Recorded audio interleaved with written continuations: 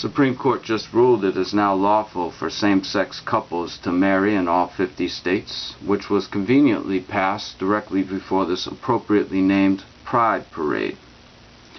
It's interesting, there's a rift developing in our society in which the evangelical Christians are at odds with this newly passed bill that they see as sinful in nature, which is a direct conflict with the misconstrued interpretation of Romans 13 that is said to obey the laws of the land, which I would believe any politician in this country would be against their servants obeying Kim Jong-un if they move to North Korea temporarily, or the Ayatollah if they move to Iran, or Putin if they move to Russia.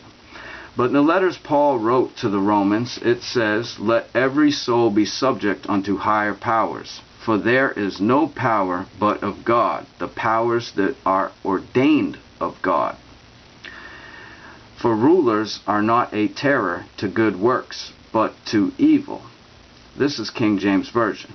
In the same version he also wrote, "Wherefore the Holy One also gave them up to uncleanness through the lust of their own hearts, to dishonor their own bodies between themselves, who changed the truth of the Father into a lie, and worshipped and served the creature more than the blessed Master of creation.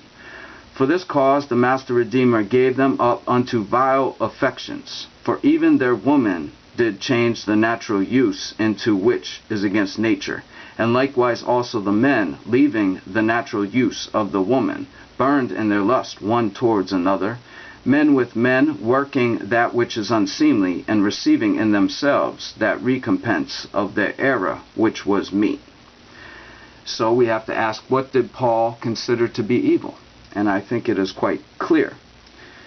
The International Version and the English Standard Version says, "Every person must be subject to the governing authorities, for no authority exists except by God's permission."